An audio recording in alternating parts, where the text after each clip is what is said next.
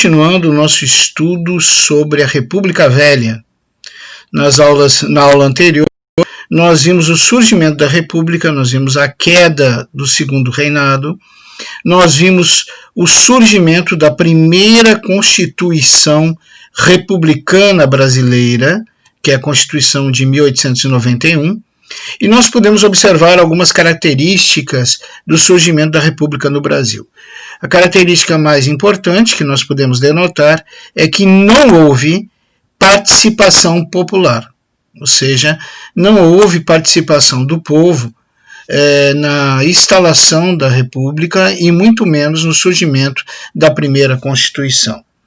Nós vimos que na Assembleia Nacional Constituinte, que deu origem à primeira Constituição, e que deu origem também, escolheu o primeiro presidente de maneira indireta, haviam representantes de dois grupos distintos. Haviam os republicanos autênticos, que eram os militares, e haviam os republicanos liberais, que representavam os interesses da elite agrária da época, principalmente os cafeicultores. Então nós vimos que essa República Velha, ela nasce tendo como principal característica a não participação popular. E bipolarizada por dois grupos distintos, um que defende os interesses dos militares e outro que defende os interesses da elite agrária. Bom, na Constituição de 1891, nós vimos que o primeiro presidente republicano ele foi escolhido de maneira indireta. Como os militares possuíam maioria e também possuíam a pressão do poder, das armas, né? Todos temiam os militares, afinal eles haviam encerrado de depor um monarca. É natural a vitória dos republicanos autênticos na escolha do primeiro presidente. Então o primeiro presidente será do Partido dos Republicanos Autênticos, será o Marechal Deodoro da Fonseca, o mesmo marechal que proclamou a República. Né? Então nós vamos ter a primeira fase da República Velha, que é denominada República da Capa e República da Espada. Por que a República da Capa e da Espada? Porque os militares, os oficiais da época, eles usavam a capa e o espadim para representar a sua autoridade, o seu poder. Então, por isso denominado República da Capa e da Espada. Nós vamos ver que a República Velha ela é dividida em duas fases, como nós já falamos.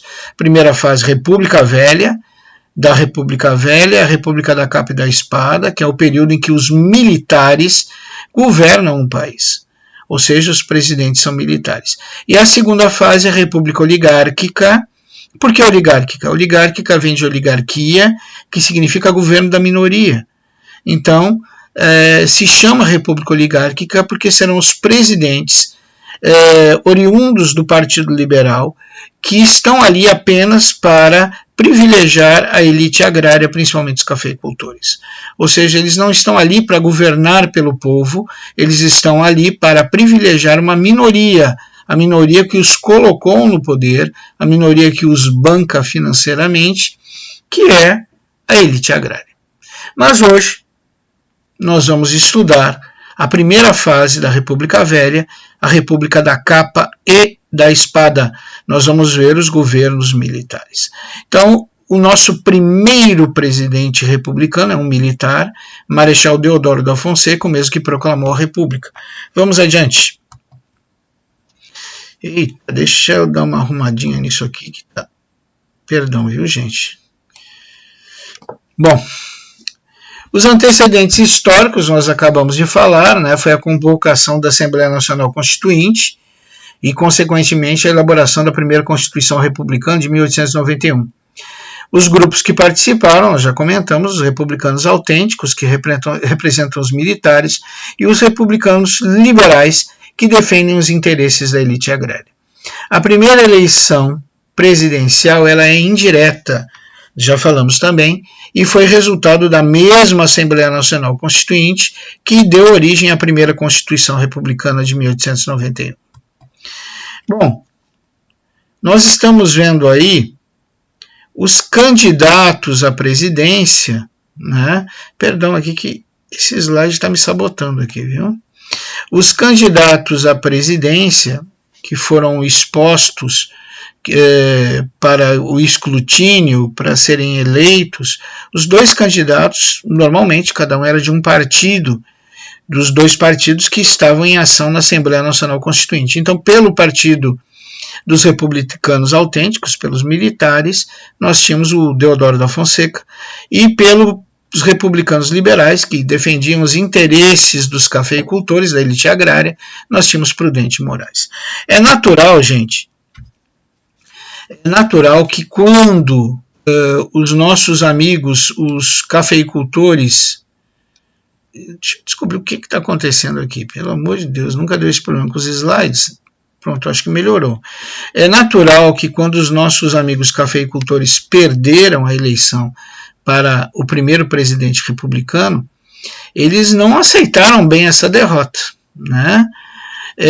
Eles aceitaram um presidente militar, como eu falei anteriormente, porque os militares tinham maioria, e além disso, eles estavam diante do grupo que depôs a monarquia.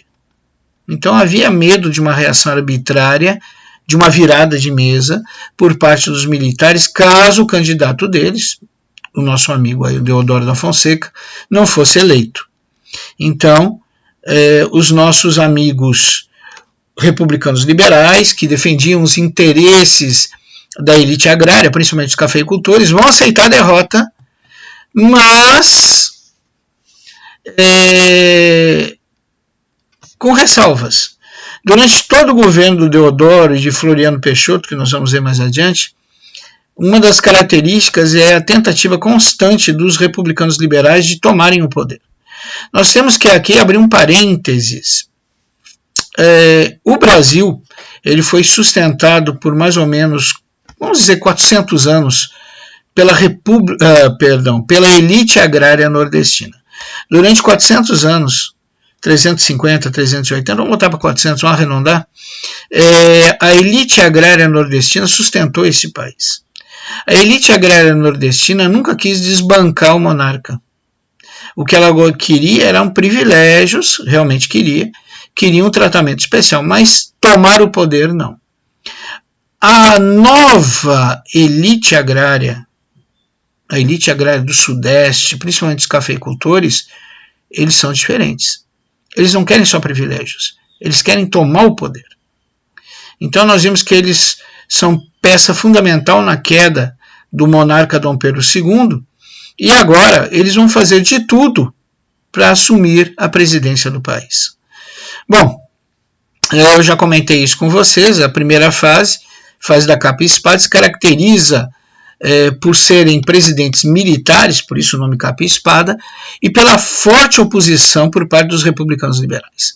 Nós devemos lembrar que os republicanos liberais dominavam o Congresso Nacional, né? E dessa forma eles exerciam uma forte pressão sobre o presidente. Bom, nosso primeiro presidente republicano, o Marechal Deodoro da Fonseca, né? E seu vice Floriano Peixoto. Deixa eu abrir um parênteses aqui, gente. Naquela época, eram eleitos tanto o presidente quanto o vice. Agora não. Atualmente, o presidente escolhe seu vice. E é muito bom que isso aconteça, porque ele vai escolher alguém que ele confia, alguém que provavelmente vale apoiar. Naquela época, não. Tanto o presidente quanto o vice eram eleitos. E muitas vezes eles eram antagônicos, eles eram opositores. E era o caso aí do nosso amigo Floriano Peixoto e Deodoro da Fonseca. Floriano Peixoto foi eleito vice-presidente, mas com os olhos fixos na presidência. Ou seja, além dos republicanos liberais desejar o poder e a derrubada do nosso amigo Deodoro da Fonseca, tinha mais o Floriano Peixoto também querendo e sabotando o Deodoro da Fonseca. Então, nós vamos ver que o primeiro presidente constitucional do Brasil, ou seja, o primeiro presidente eleito e que obedece uma Constituição e que atua junto a um Congresso e a um Judiciário, ele assume o poder, mas com forte oposição. Forte oposição do Congresso Nacional, controlado pelos republicanos liberais, e também do seu vice, que ambiciona a presidência. Vamos continuar. Bom, gente, o nosso amigo Deodoro da Fonseca, ele era um marechal, ele era um militar. Então, ele tinha, por natureza, um posicionamento autoritário. Os militares, eles não aceitam ser contrariados. Por isso, às vezes, os militares têm dificuldade de ser diplomáticos ou bons políticos, porque eles não aceitam, de maneira alguma, serem contrariados nas suas ordens, não aceita, de maneira alguma, oposição aos seus mandos. E é o caso do Deodoro da Fonseca. O Deodoro da Fonseca, ele já não tem oposição do Congresso, e o seu posicionamento arbitrário já coloca ele em rota de colisão maior ainda, que já era, porque nós sabemos que o Congresso tem o objetivo é derrubar o Deodoro para assumir a presidência com seu representante. Além disso, a convivência dos dois, do presidente e do Congresso, se torna pior pelo autoritarismo do nosso amigo Deodoro da Fonseca. Né? Ele se indispõe com os representantes da elite agrária, que representava principalmente os cafeicultores, e as rusgas entre o presidente e o Congresso são constantes. Né? Não existe uma semana em que não ocorra alguma divergência entre o Congresso e o presidente, que não ocorra alguma espécie de acusação. Né? Nós vamos ver que o Congresso Nacional, sem disfarçatez, ele vai começar realmente uma campanha para tirar o presidente e colocar o seu representante. Isso vai piorar mais ainda quando o nosso amigo aí, o Deodoro da Fonseca, observando que não tinha apoio político por parte do Congresso, vai destituir os presidentes nacionais, como se fossem os governadores, né? Que se opuseram à sua eleição em 1891, e vai colocar no lugar dessa gente pessoas de sua confiança, geralmente outros militares. Então, observa a situação. Nós temos uma eleição indireta, uma constituição e uma proclamação da República sem a participação do povo. Nós temos dois grupos distintos que querem o poder. De um lado, republicanos autênticos que defendem os interesses e o ponto de vista dos militares, e de outro lado, republicanos liberais que defendem os interesses e ponto de vista da elite agrária, principalmente dos cafeicultores. Ou seja, a nossa Constituição não começa muito bem, o nosso primeiro presidente constitucional não começa muito bem. Nós vamos observar que a convivência entre o presidente militar e o Congresso civil, representado por políticos liberais que defendem o interesse da elite agrária, não é uma convivência pacífica. É uma convivência pontuada por rusgas, por brigas, devido, primeiro, à sabotagem que o Congresso fazia em relação ao presidente, pois queria, e não escondia, derrubá-lo, tirá-lo do poder e colocar o seu representante. E segundo, pela própria personalidade do Deodoro da Fonseca, como bom militar, não admitia ser contrariado em seus mandos. Quando o Deodoro da Fonseca nota que ele não tem apoio do Congresso e também dos governadores, ele vai começar a destituir de maneira quase ditatorial os presidentes estaduais, que seriam quase como governadores. Ele não podia fazer isso, isso é inconstitucional. Os militares, eles não estavam acostumados a obedecer a Constituição. Eles estão acostumados a dar ordens e ser obedecidos. Então agora, contrariando a própria Constituição que ajudou a formar, Deodoro, sentindo não ter apoio do Congresso, ele vai lá e destitui os presidentes estaduais e coloca no lugar gente da sua confiança, principalmente militares. Então, uma tentativa mal sucedida de acalmar os ânimos políticos, porque acusavam Deodoro de ser intransigente, de mandar a revelia da vontade do Congresso, da opinião do Congresso, diziam que o governo dele mais parecia uma junta militar, porque ele só colocava militares no poder. Então, Deodoro, com o objetivo de acalmar os ânimos políticos, ele tenta colocar no seu governo um não militar, né? Uma figura que no passado foi até ligada às oligarquias rurais, à elite agrária. Ele chama para ser o ministro da Fazenda o Barão de Lucena. Esse Barão de Lucena, realmente, ele era conhecido pelas elites agrárias rurais, mas as elites agrárias rurais nordestinas. A antiga elite do Brasil, a antiga elite que viveu no período monárquico. Então o Barão de Lucena não tinha muita penetração com as elites rurais atuais do Sudeste, representadas principalmente pelos cafeicultores. Nós vamos ver então que logo o Congresso começa a fazer oposição a essa escolha do Barão de Lucena, porque eles dizem que ele é um monarquista e que provavelmente, por ser um monarquista, não esqueça que o Barão de Lucena atuou na época de Dom Pedro II e era fiel a Dom Pedro II, atuou na época da antiga elite agrária, ele não escondia que era monarquista. Então o Congresso, representado pela nova elite agrária, que não conviveu e não confia no Barão de Lucena, desconfia ainda mais, porque o Barão de Lucena é um monarquista. Eles temem que o Barão de Lucena, junto com Deodoro da Fonseca, acabem descambando para uma volta à monarquia. Então logo se gera mais insatisfação entre a elite agrária atual contra a indicação do Barão de Lucena e contra aquele que o indicou, que é Deodoro da Fonseca. Mas dessa vez o Deodoro consegue desagradar até determinados ramos de oficiais do exército. Por exemplo, os militares que seguiam a filosofia positivista e eram opositores ferrenhos dos monarquistas, eles também não gostaram dessa indicação do Barão de Lucena e começam lentamente a fazer oposição a Deodoro. Então, nós vemos que Deodoro conseguiu piorar a sua situação. Se antes ele não tinha o apoio do Congresso e daqueles que o dominavam, que eram os republicanos liberais, agora ele conseguiu também, com a indicação do Barão de Lucena, um monarquista conhecido e ferrenho, ele consegue desagradar até alguns setores do exército, representados por oficiais que seguiam a filosofia positivista e eram opositores e temiam a volta de uma monarquia.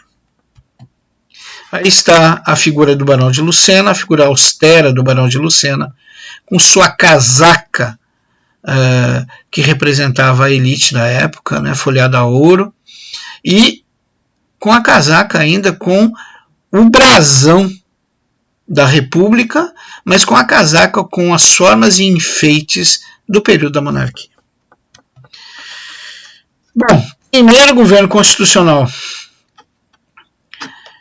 Esse primeiro governo constitucional brasileiro, como nós estamos vendo, ele já nasceu com um grave problema de não ter o apoio popular, com outro grave problema de ser antagônico, ou seja, ter dois grupos perfeitamente visíveis, com interesses próprios, atuando para a obtenção do poder. Então nós vamos ver agora que o desejo dos republicanos liberais de Deodoro cada vez se torna mais visível. A sua oposição e o desejo de destituí-lo do poder cada vez se torna mais concreto. Eles não escondem isso. Então, uma maneira deles enfraquecerem o nosso amigo Deodoro da Fonseca, o atual presidente, é destituí-lo, diminuir ou destituí-lo do seu poder em mandar na economia e nas finanças do país. Então, os nossos amigos do Congresso, eles tentam emplacar uma lei chamada de Lei de Responsabilidade Fiscal. Essa lei de responsabilidade fiscal tirava muitas das atribuições do Executivo em relação à economia e à distribuição de receita e passava essas atribuições para o Legislativo, para o Congresso. É óbvio que o nosso amigo Deodoro da Fonseca não era otário, não era um idiota, e entendeu que o objetivo dos nossos amigos congressistas não era ajudá-lo a governar, mas ela enfraquecê-lo e destituí-lo, principalmente do mando econômico do país. O nosso amigo Deodoro, como bom militar, como alguém que não está acostumado à oposição, como alguém que não tem o trato diplomático, ele reagiu da maneira que sabia reagir. Ele fecha o Congresso, decreta o estado de sítio em 3 de novembro de 1891. Então não tem mais Congresso, fechou. Né? Ele proíbe as reuniões públicas e as manifestações, e qualquer crítica às autoridades governamentais vai ser considerada crime. Gente, isso é quase um AI-5. O AI-5 que foi impetrado lá na época dos governos militares, na época posterior à revolta de 64, era mais ou menos isso. Resumindo, o AI-5 dizia que era crime fazer qualquer tipo de oposição ou discordar do governo. É exatamente o que o Teodoro está fazendo aí. Ele criou uma espécie de AI-5. Ele fecha o Congresso. Né? Ele impede manifestações públicas. Qualquer manifestação pública vai ser reprimida. E ele criminaliza a oposição ao seu governo e às autoridades do seu governo. Então não pode se opor, fazer oposição ao governo, porque será caracterizado como crime. Bom, muitos líderes da oposição vão ser presos, né? Entre eles os principais, o Prudente Moraes, que era até o candidato à presidência por parte dos liberais, o Campos Salles, né? Também vai ser preso, e o Bernardino de Campos também vai ser preso. Mas como os nossos amigos aí, os liberais, eles tinham muito poder também em várias esferas do governo e da administração pública, eles conseguem, através de sua influência, fugir da cadeia. Bom, o Deodoro ele vai ir mais longe.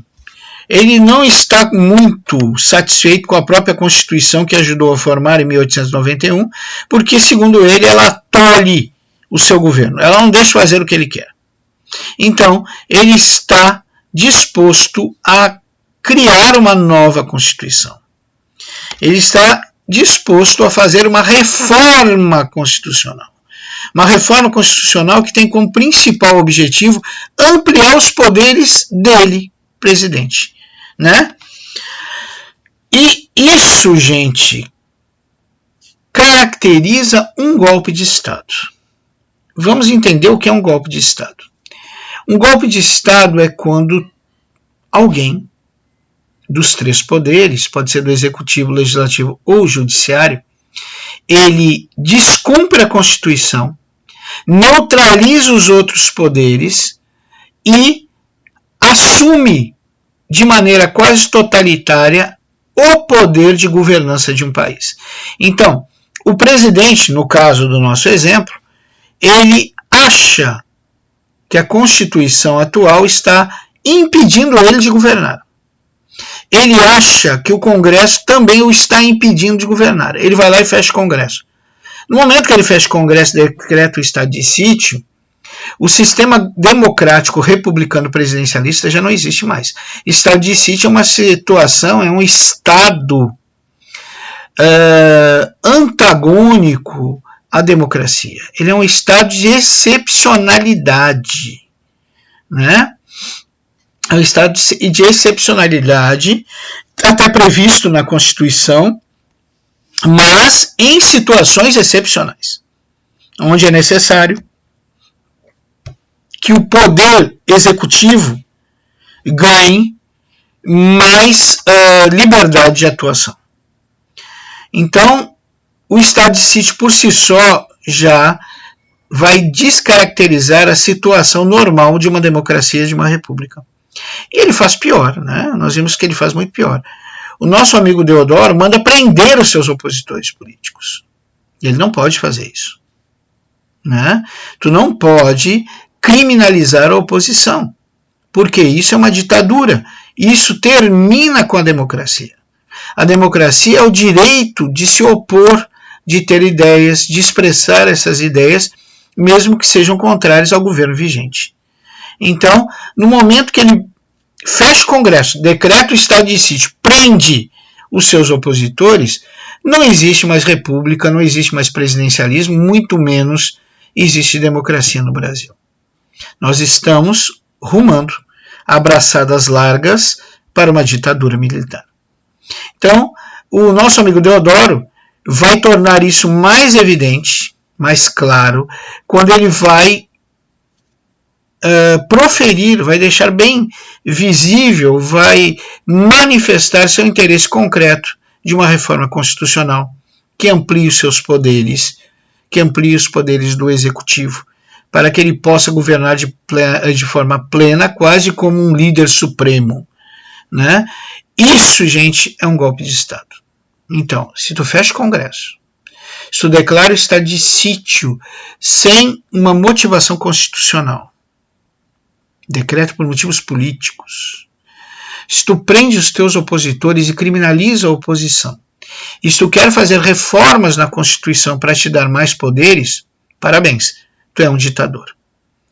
Tu está dando um golpe de Estado. Isso não tem outro nome. Constitucionalmente, historicamente, isso é um golpe de Estado. Ok? E é isso que Deodoro está planejando. Bom, gente, a reação. A oposição começa a se movimentar contra as ações de Deodoro da Fonseca. Em Minas Gerais, Pernambuco, Rio Grande do Sul, sendo que no Rio Grande do Sul até pegaram em armas, né?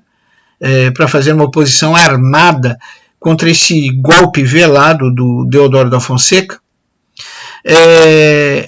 Nós vamos ver que existe ainda, apesar da criminalização da oposição, existe uma reação contra esse visível golpe de Estado que Deodoro planeja concretizar já no primeiro governo republicano brasileiro, na primeira presidência brasileira.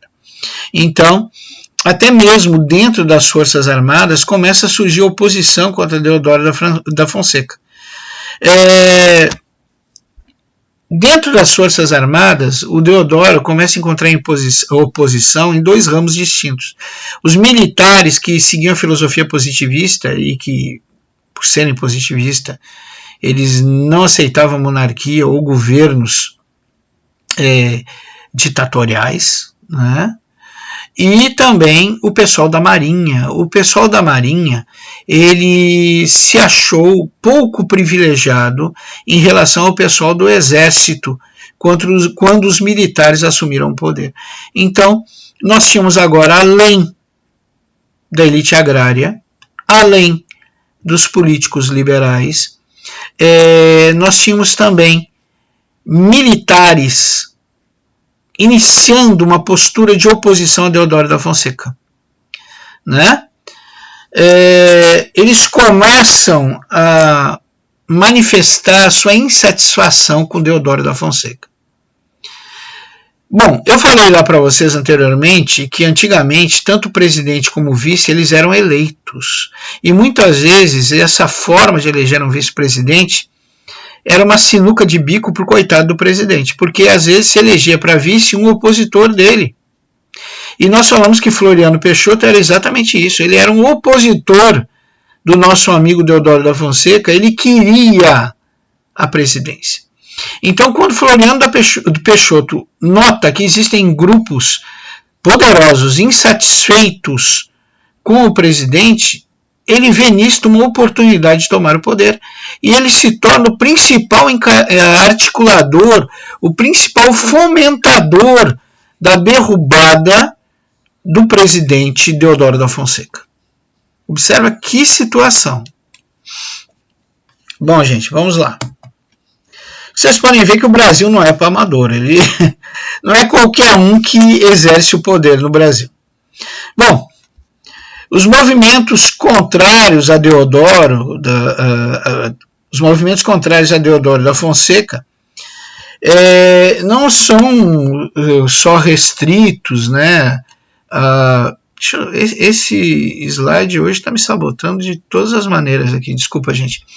Os movimentos contrários a Deodoro da Fonseca não são só restritos às elites políticas e determinados ramos do exército, né? Os trabalhadores da estrada de ferro, observa que a estrada de ferro era vital para o país. Vocês devem lembrar que quando houve uma greve de caminhoneiros, o Brasil parou. Por quê?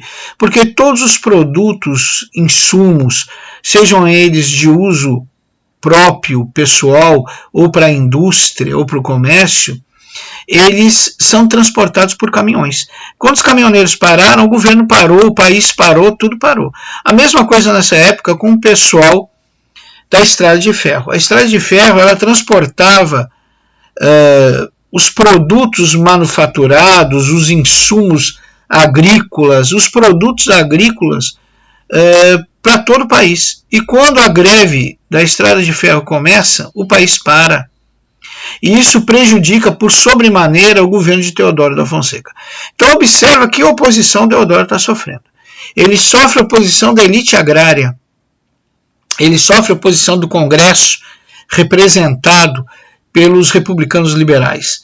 Ele sofre a oposição de ramos dos militares, no exército, os positivistas, e na marinha também. Não podemos esquecer, como falamos há pouco, que a marinha se achou prejudicada nesse processo onde os militares assumem poder, porque suas demandas, seus privilégios foram pouco considerados.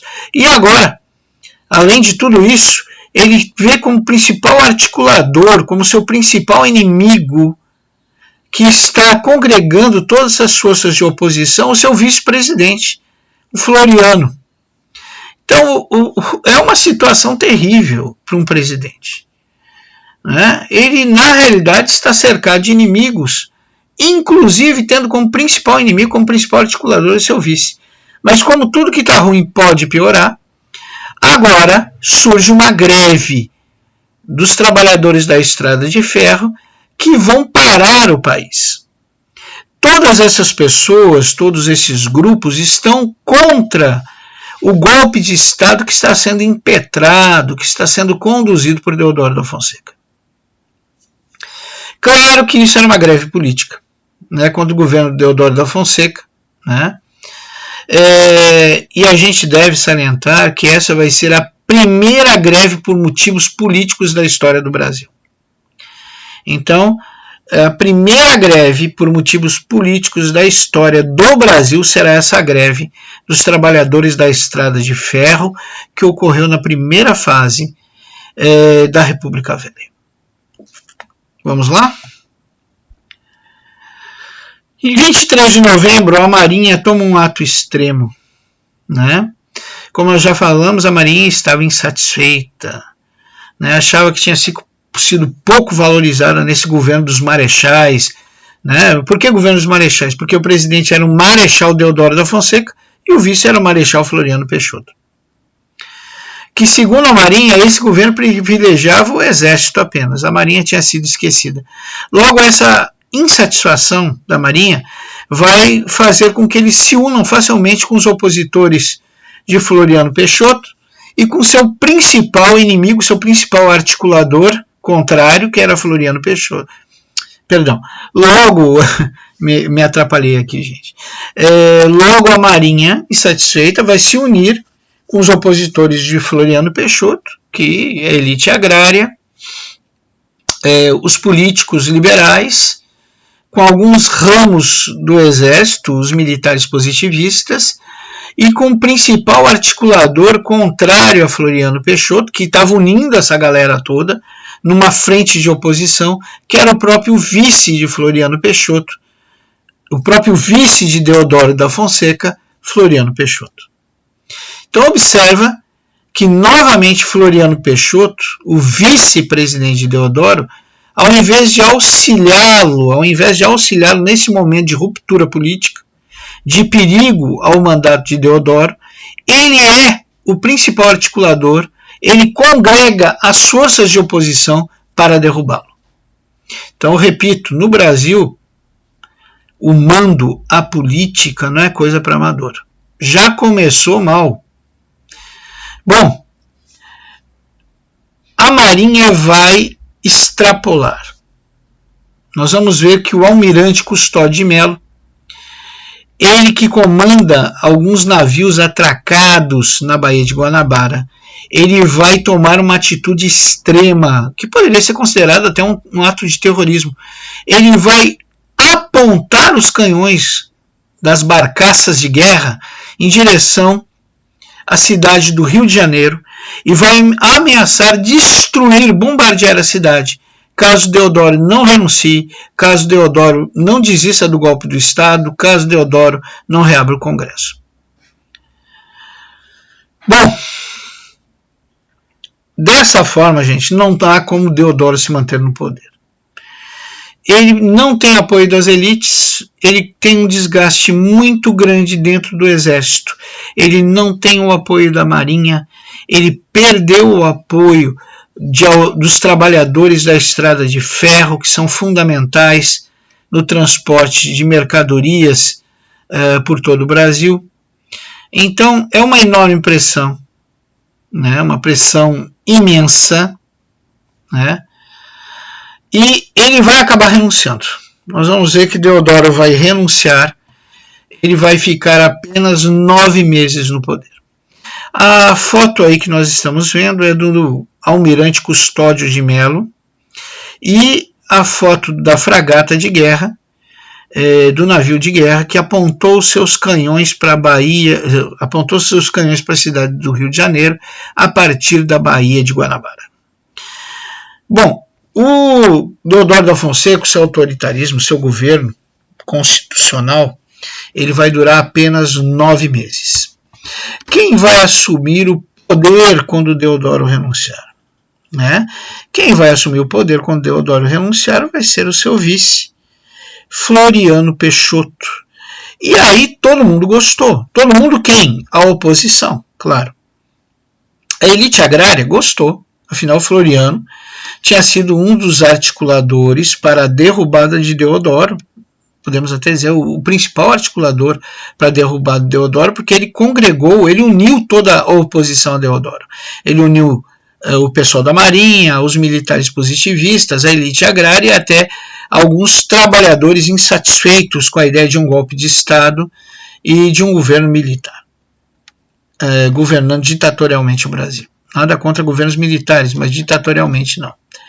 Bom, então nós vamos observar que quando Deodoro da Fonseca cai e Floriano assume, a oposição festeja.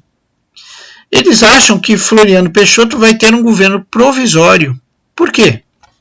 Porque a Constituição, tomara que vocês lembrem da aula passada, a Constituição de 1891, ela era clara. O vice só pode assumir a presidência caso o presidente que renunciou ou que saiu do poder por motivo de saúde, morte, impeachment, sei lá o que, tiver pelo menos governado 2 anos, ou seja, 50% do seu mandato, mais um dia. E no caso do governo constitucional do nosso amigo Deodoro da Fonseca, ele governou 9 meses. Então, era óbvio que o pessoal da oposição, antigos amiguinhos do Floriano Peixoto, pensasse, não, Floriano é um cara bacana, ele vai assumir provisoriamente a presidência e vai cumprir a Constituição. Ele vai convocar eleições para presidente.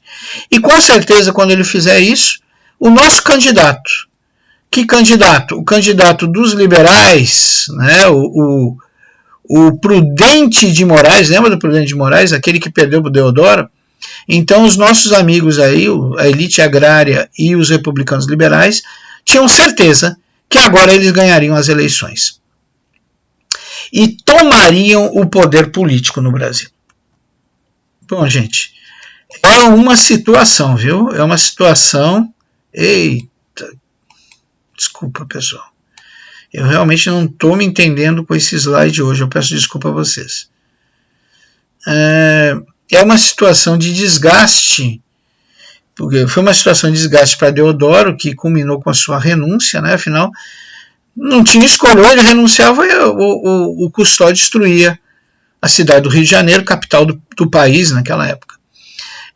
Agora assume Floriano, todo mundo fica satisfeito, todo mundo, quem é a oposição, achando que Floriano vai cumprir a Constituição, vai entrar, vai ter um governo curtinho, provisório, e vai convocar eleições à presidência. E os nossos amigos republicanos liberais sabem que depois do, vamos chamar de fiasco, né? Depois do fiasco do Deodoro da Fonseca, dos republicanos autênticos, é óbvio que a população vai se voltar aos republicanos liberais. Então eles dão como certa a vitória do seu candidato, o Prudente Moraes. Perdeu lá na Assembleia, vai ganhar aqui nas eleições. Só que daí acontece uma coisa estranha. O Floriano assume e ele não convoca novas eleições. Pelo contrário, Floriano começa a governar e começa a governar criando um governo, de certa forma, até popular. Olha as medidas que o Floriano toma, se não são medidas populares para agradar a população. Primeiro, ele baixa o preço dos aluguéis na cidade do Rio de Janeiro. Uma medida popular, claro que o povo gostou. Olha, o presidente baixou o preço dos aluguéis. Isso é muito bom. Agradou boa parte da população. Ninguém mais está pensando em fazer greve, eu posso garantir. Segundo, ele vai baixar o imposto sobre a carne na cidade do Rio de Janeiro. Isso agradou também a população, porque nesse período o acesso à carne era uma coisa restrita à classe média alta e aos ricos. E ele baixando o imposto sobre a carne, ele dava oportunidade à classe média, classe média baixa e quem sabe até os pobres, tem acesso também à carne, à alimentação proteica, né? Então, foi outra atitude popular e muito bem vista do Floriano Peixoto. E aí ele toma uma atitude mais controversa ainda. Uma atitude que vai provocar o descontentamento dos seus antigos aliados. O Floriano Peixoto, uma tentativa de valorizar os produtos nacionais. Então, o Floriano Peixoto, uma tentativa de valorizar os produtos nacionais, ele vai sobretaxar os produtos importados. Deixa eu explicar isso para vocês. Nessa época, os produtos manufaturados, o que é produto manufaturado? Vai desde panela, roupa, até peças e autopeças. Vinham boa parte da Inglaterra. Os produtos ingleses, eles eram muito bons e baratos. E essa situação de bom e barato impedia que os manufatureiros nacionais conseguissem vender os seus produtos e, consequentemente, fazer com que o comércio e a indústria manufatureira brasileira crescesse. Porque como tu vai concorrer com os ingleses? Então, Floriano Peixoto, tentando, como bom nacionalista que era, valorizar, dar uma chance ao setor produtivo nacional, ele vai aumentar o preço dos impostos sobre os produtos importados, tornando os produtos nacionais mais baratos e mais atrativos ao consumo. Realmente a atitude dele vai ser um incremento, uma valorização da indústria e do setor produtivo nacional. Mas tudo tem dois lados. É óbvio que os ingleses não gostaram. E os ingleses deram a volta, deram um troco. Já que o Brasil sobretaxou os produtos importados, inclusive os ingleses, nós vamos sobretaxar o café brasileiro. Então, o café brasileiro, que tinha como principal consumidor na Europa os ingleses, vê o seu café ser sobretaxado, ficar mais caro que o café dos concorrentes e, consequentemente, isso trouxe um prejuízo enorme para os nossos amigos cafeicultores. Bom, diz que a maior dor é a dor que atua no bolso, e foi exatamente o que aconteceu. Os cafeicultores com prejuízo já não veem mais com bons olhos o nosso amigo Floriano e já não aceitam mais esse governo provisório que não acaba, que está se tornando governo permanente. Gente, o Floriano Peixoto, ele está fazendo um governo popular. Vocês estão observando isso. Ele está argareando a simpatia da população com suas medidas. Ele está baixando o preço de aluguel, baixando o preço de carne. Ele está favorecendo a indústria nacional, né, o setor manufatureiro nacional. E agora ele vai fazer outra medida bem popular. Ele vai determinar a construção de casas populares, que serão doadas à população carente que vive de aluguel ou que não tem onde morar. Então, os nossos amigos aí, a elite agrária e o pessoal dos republicanos liberais que dominavam o Congresso, não acreditam mais que o nosso amigo Floriano vá cumprir a Constituição e convocar eleições. E pior, eles estão vendo o Floriano cada vez mais criar medidas para se manter no poder. Ou seja, um governo popular, um governo progressista, um governo nacionalista. Bom, gente, outro fato que trazia o descontentamento para os opositores de Floriano Peixoto, além de tudo isso, dele não ter cumprido a Constituição, dele não ter convocado eleições presidenciais, dele estar transformando o governo provisório em governo permanente, é o fato que o nosso amigo Floriano, ele chamou o famoso governo amigo dos amigos. Como é que é isso, gente, governo amigo dos amigos? O nosso amigo Floriano Peixoto, ele deixa bem claro que para seus apoiadores, todos os privilégios. Ou seja, para todo aquele que o apoiar, que facilitar o seu governo, tudo. Não importa se é do exército, se é da indústria, se é da elite, para esses ele vai abrir o cofre. E para os demais? Bom, para os demais o rigor da lei, a escassez de recursos, a oposição política. Então, vocês podem observar uma charge da época, onde aparece o ministro da Fazenda do nosso amigo Floriano Peixoto jogando dinheiro para os seus apoiadores, enquanto o Floriano Peixoto, sob a forma de uma esfinge, com um chapeuzinho, com cap militar, mantém a guarda da porta do tesouro. Então, isso era uma clara menção a essa filosofia adotada por Floriano Peixoto de dar tudo aos seus apoiadores e nada aos seus opositores. O negócio está complicado, né? O negócio está complicado. Primeiro, eles enfrentaram o autoritarismo de Deodoro da Fonseca e agora eles enfrentam o governo popular de Floriano Peixoto, que de provisório está se tornando cada vez mais permanente. Então, os nossos amigos do Congresso Nacional, que dominam o Congresso Nacional, eles, os republicanos liberais, vão fazer de tudo. Vão abrir uma guerra franca contra o nosso amigo Floriano Peixoto e fazer de tudo para depô-lo. Então, a primeira medida é o impeachment, por impropriedade administrativa. O que é isso? É quando o presidente deliberadamente governa de maneira errada os recursos financeiros do Estado em favorecimento próprio, ou seja, em favorecimento particular da sua pessoa ou do seu governo e de seus apoiadores.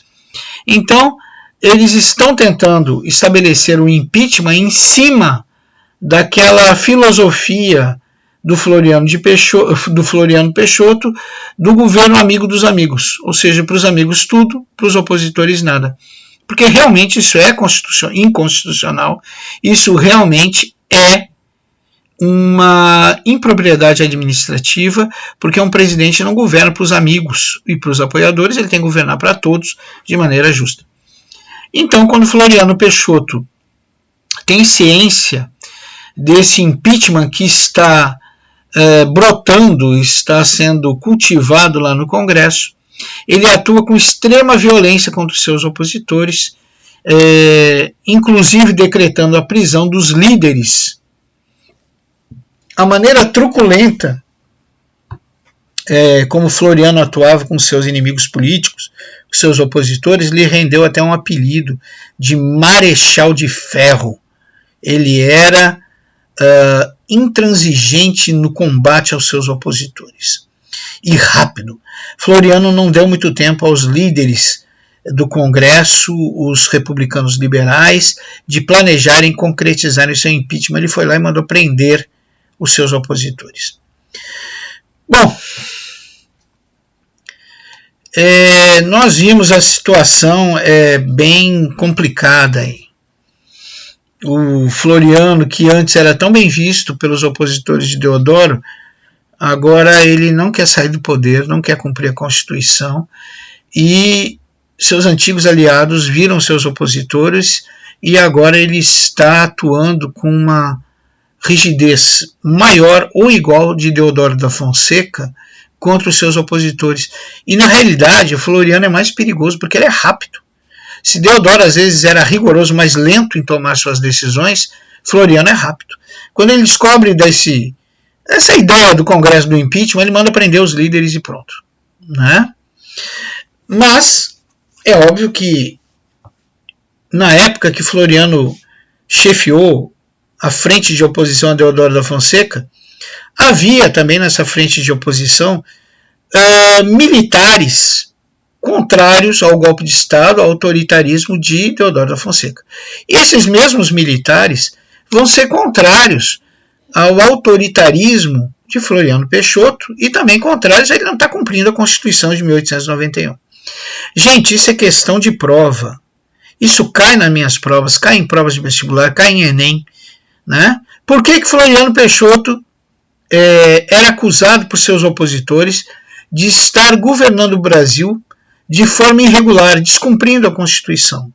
Era um governo que não cumpria a Constituição, por causa daquele artigo da Constituição de 1891, que dizia que o vice só poderia assumir a presidência caso o presidente tivesse cumprido 50% do seu mandato mais um dia. Então era verdade, Floriano Peixoto estava de maneira irregular no governo. Isso não era mentira não, ele estava descumprindo a Constituição. Então, os militares, antigos aliados de Floriano, que o ajudaram a depor Deodoro, agora se revoltam contra ele. E lançam o Manifesto dos 13 Generais. Pessoal, tem alguns historiadores que dizem que é o Manifesto dos 10 Generais. Por quê? Porque tem 3 generais que assinaram e se arrependeram em seguida. Mas, para o Enem, é o Manifesto dos 13 Generais. Os historiadores que atuam no MEC, eles seguem essa linha dos 13 generais. Então, vamos manter aí o Manifesto dos 13 Generais. Esse Manifesto dos 13 Generais pediu a renúncia imediata do Floriano Peixoto por descumprimento da Constituição e por estar exercendo a presidência do país de forma irregular, à revelia dos atos constitucionais e normas constitucionais. Bom, o Floriano Peixoto, ele manda prender os 13 generais. Então observa como o Floriano Peixoto ele está massacrando seus antigos aliados. O pessoal da elite agrária, representado pelos republicanos liberais que dominavam o Congresso, pensou no impeachment, os líderes foram presos. O pessoal do Exército, os militares positivistas, fizeram um manifesto, tal de Manifesto dos 13 Generais, que nós acabamos de falar, pedindo sua renúncia, porque ele estava governando alheio às normas constitucionais, ou de forma irregular, né? E ele vai lá e prende também. Agora é a vez da Marinha. Vocês lembram da Marinha? Pois é a vez da Marinha. A Marinha auxiliou na deposição de Deodoro da Fonseca e agora está vendo que Floriano é pior que o Deodoro da Fonseca. Então, os nossos amigos da Marinha vão começar uma revolta armada, liderada por Custódio de Mello, aquela figurinha carimbada que ajudou a derrubar o Deodoro da Fonseca, que botou os navios de guerra na Baía da Guanabara, que ameaçou destruir a cidade do Rio de Janeiro abaixo de tiro de canhão. Pois é, ele de novo. E, somado a ele, o Edward van der Golk, né, vão ameaçar, da mesma forma, bombardear a cidade do Rio de Janeiro. Só que o nosso amigo, o Floriano, de novo, ele vai ser rápido. Ele vai pedir o apoio à Marinha Americana, que não só vai ajudar a furar o bloqueio dos navios aí dos opositores de Deodoro, como também vai vender algumas fragatas de guerra ao Brasil. Até eu acho que, conhecendo os Estados Unidos, eles ajudaram o Floriano, porque o Floriano depois comprou fragatas de guerra da Marinha Americana, né? Os norte-americanos, eles não dão ponto sem nó, a gente sabe disso, eles não estão nessa para perder. Então eles não vinham ajudar o Floriano de graça, né? Eles vieram ajudar porque Floriano depois investiu um bom dinheirinho comprando fragatas de guerra americanas. Mas isso é outra história. Bom, com a oposição da Marinha norte-americana e com as novas fragatas adquiridas dos Estados Unidos, a Marinha de Guerra brasileira, os opositores, não toda a Marinha, mas os opositores de Floriano da Marinha de Guerra, fogem para o Rio Grande do Sul. Por que eles fogem para o Rio Grande do Sul? Porque lá no Rio Grande do Sul vai haver uma revolta federalista, né, que nós já vamos ver também. Mas antes disso, observe como Floriano está destruindo seus antigos aliados. Ele pegou a elite agrária do Sudeste, representada pelos cafeicultores, né, que tinha como representantes políticos os republicanos liberais lá do Congresso. Quando ele descobriu que essa galera ia fazer um impeachment baseado em improbidade administrativa, ele manda prender os líderes. Rápido. Quando ele descobre que os seus antigos apoiadores, os militares positivistas, que o ajudaram a depor Deodoro, lançam um manifesto dizendo que ele está irregular no poder, ele manda prender esse povo também, rapidamente. Quando o pessoal da Marinha, que o ajudou a depor Deodoro da Fonseca, lembre, Custódio de Melo, quase num ato terrorista, ameaça destruir a cidade do Rio de Janeiro caso Deodoro não saia do poder. Então, o Custódio de Melo foi vital na renúncia de Deodoro e foi vital para que Floriano chegasse à presidência. Pois bem, Floriano Peixoto, quando descobre da revolta armada dos seus antigos aliados da Marinha, ele atua junto à Marinha Americana para que esses o ajudem a furar o bloqueio dos navios dos revoltosos brasileiros, e mais, ele compra fragatas de guerra e as coloca na Baía de Guanabara para que não exista mais a possibilidade do bombardeio da cidade do Rio de Janeiro por descontentes da Marinha em relação ao seu governo. Vocês lembram também que nas cidades de Pernambuco, em Minas Gerais e até no Rio Grande do Sul, surgiu forte oposição contra Deodoro, e esses opositores de Deodoro se uniram a Floriano. Pois bem, esses antigos opositores de Deodoro e aliados de Floriano agora também vão se opor a esse governo que Floriano tomou, vamos chamar de tomou, né? Porque era para ser um governo provisório que virou permanente, ainda um governo popular, porque ele está governando de forma popular a presidência do país.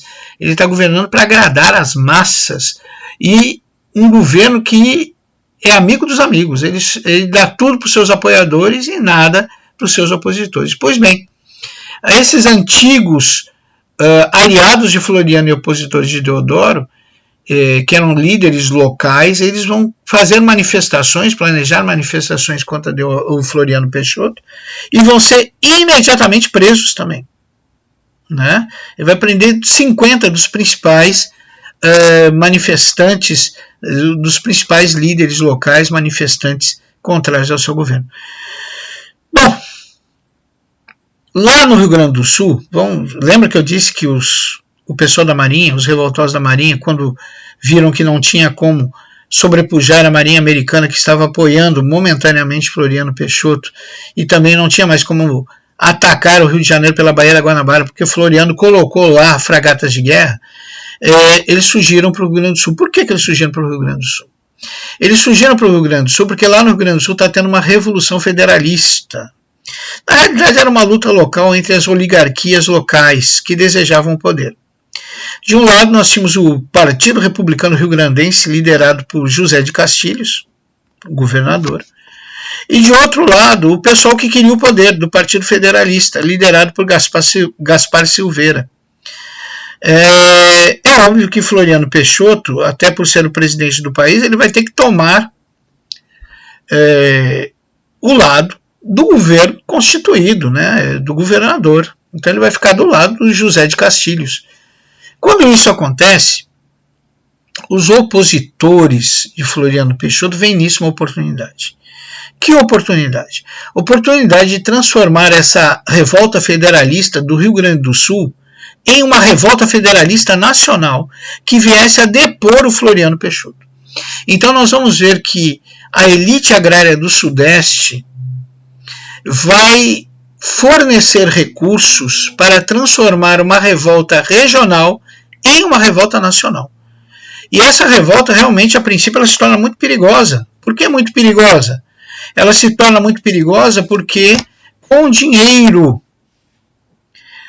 da elite agrária do Sudeste, essa revolta federalista realmente começa a tomar contornos de uma revolta nacional.